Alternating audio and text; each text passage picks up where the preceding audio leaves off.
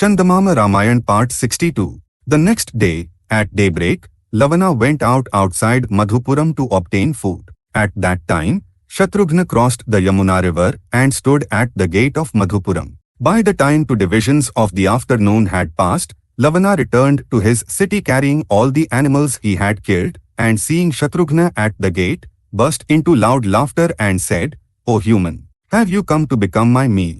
Today is a good feast for me." Shatrughna's eyes turned red with anger. He said, "I have come to fight you and kill you, O Lavana. I am the son of King Dashrath and the younger brother of Rama. My name is Shatrughna. Today, death at my hands is inescapable for you." Lavana laughed mockingly and said, "Even though your elder brother killed Ravana, who was like an uncle to me, I paid no attention to you all. I have killed very great people. To me, people like you are like blades of grass to me. No one can conquer me. You have come to fight me. Wait, I will satisfy your itch. Let me go and bring my weapon. Did you think I would let you go alive after you have caught my eye? I will kill you this very moment," said Shatrughna. Lavana ground his teeth, clenched his hands, uprooted trees, and began hurling them at him. Shatrughna cut down all those trees with his arrows. But one tree struck Shatrughna on the head, and he fainted. Seeing that, and thinking Shatrughna was dead, the dull-witted Lavana did not go to fetch his trident. Instead, by the time he picked up the load of beasts he had killed and started to move, Shatrughna recovered from his swoon and stood blocking the gate. In the next moment, he fitted the arrow given to him by Rama to his bow and released it at Lavana. It went spitting fire and pierced Lavana's heart. Lavana died. Immediately, the trident that was in his house returned to Shiva. Afterward, Shatrughna summoned his army, occupied Madhupuram, and began ruling it as its king. After 12 years had passed, he felt a desire to see Rama. Taking a small army and retinue with him, he set out for Ayodhya and halted for the night at the hermitage of Valmiki on the way. Valmiki offered water for washing hands and feet to Shatrughna, extended hospitality, and served meals to him, his army, and his retinue.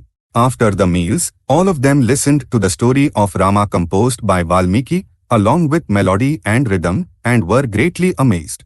Valmiki had composed the story in such a way that the past events seemed to be happening again right before their eyes. That entire night passed purely in listening to the story of Rama. The next day, Shatrughna took leave of Valmiki, went to Ayodhya, saw Rama, and said, "Elder brother, according to your command, I killed Lavana and am ruling his kingdom. But having not seen you for 12 years, I was filled with intense longing and set out to come here." Rama embraced Shatrughna and said, "Dear boy, a king cannot escape ruling his kingdom, can he?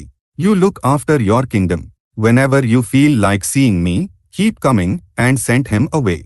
Bharat and Lakshman set out with their retinues, saw Shatrughna off for a long distance and returned. A few days later, a village Brahman brought the coats of his 5-year-old son, stood near the royal gate, and started weeping. Mourning the untimely death of his only son, that Brahman said that if a king rules properly, such untimely deaths would not happen, and that after all these years, under the rule of the Ikshvakus, during the regime of Rama, the country had become ruined. Rama came to know of this matter and felt deeply distressed.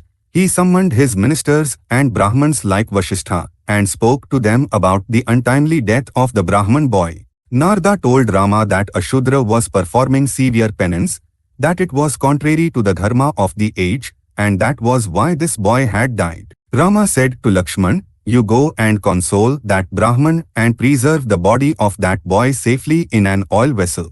Afterward, he took his weapons, mounted the Pushpaka, searched the west, north, and east regions, and finally saw a man performing penance upside down in a lake in the southern direction. He descended from the flying chariot, approached that person, and asked, "I am Rama, the son of Emperor Dashrath. I am asking out of curiosity to know, which caste do you belong to? Desiring what are you performing this severe penance?" The ascetic, who was upside down, said, "O king, I am a Shudra, my name is Shambhuka. Desiring to go to heaven with this body, I am performing this penance."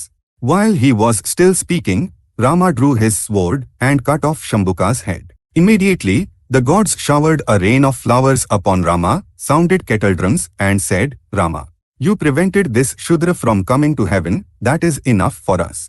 Ask whatever boon you desire. Rama said, revive that Brahman boy who met with an untimely death. The gods departed saying, the boy came alive the very moment Shambhuka's head was severed. From there, Rama went to the hermitage of Agastya located nearby and accepted the hospitality offered by that sage. Agastya gifted an ornament to Rama. Rama accepted it and asked, Lord, this looks like a divine ornament. Who gave this to you? In answer to that question, Agastya told the story of Shweta. There used to be a forest with an expanse of 1000 yojanas. In its center, there was a lake with an area of 1 square yojana. Not a single bird or beast existed in that forest. Near the lake, there was a hermitage. Agastya went to that hermitage, spent one night in it, and went near the lake at dawn. On its bank, a well-nourished corpse appeared to him. It was completely intact without decaying. While Agastya was pondering over what sort of corpse it could be, a flying chariot descended from the sky there. It was a divine flying chariot. In it were a divine being and numerous celestial maidens serving him. Among the celestial maidens, some were singing, some were playing musical instruments, and some more were dancing. After some time, that divine being alighted from the flying chariot, ate the corpse situated on the shore of the lake, washed his hands and mouth in the lake, and was about to board the flying chariot again. Agastya, who had been watching all that, said, Sir, who are you? What is the reason for eating such a wretched meal? Even the lowest people would not do such a thing, would they? That divine being told his past story to Agastya. He was the son of Sudeva, the king of Vidarbha. His name was Shweta. Sudeva had 2 wives, and 2 sons were born to them. The elder among them was named Shweta, and the younger was named Surtha. After his father, Shweta ruled the kingdom for a long time, and finally, after crowning Surtha, he performed penance. Having performed prolonged penance, he gave up his body and went to the realm of Brahma. But even in the realm of Brahma, hunger and thirst did not leave him. Becoming anxious upon seeing that, he went to Brahma and asked what wrong he must have committed for hunger and thirst to torment him even in the realm of Brahma. To that, Brahma said, in a forest devoid of animals, you did not attain any satisfaction of food at all. Besides that, being constantly engaged in penance, you did not serve meals to guests. That is why hunger and thirst remain without leaving you. Continue to satisfy your hunger and thirst by eating your own corpse located in the forest. After some time, Agastya will come there, and with his boundless spiritual power, will completely remove your hunger and thirst. Upon realizing that the one who addressed him was Agastya indeed, that divine being said, Lord, bestow your grace upon me and remove this hardship of mine. In return for that, please accept this ornament. This will grant gold, wealth, clothes, food, and jewels every day. As soon as Agastya accepted that ornament, the corpse crumbled away. The divine being rejoiced and went away to heaven. Rama heard this story and asked Agastya, Lord, what is the reason for the absence of animals and birds in the forest where Shweta performed penance? Agastya narrated that story in this manner. In the Krita Yuga, Emperor Manu crowned his son Ikshvaku, taught him statecraft excellently, and went away to the realm of Brahma. Ikshvaku sired 100 sons. The last among them was Danda. He was devoid of intellect. To that Danda, Ikshvaku gave the kingdom between the Vindhya and Shaivalya regions.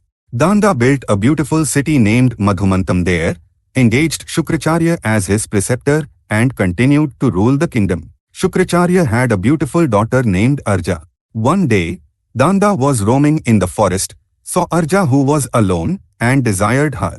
Arja advised him that she was the daughter of Shukracharya, and that if Danda engaged in foolish antics, Shukracharya would give a terrible curse. Nevertheless, the dull-witted Danda did not listen to the good advice of Arja and violated her.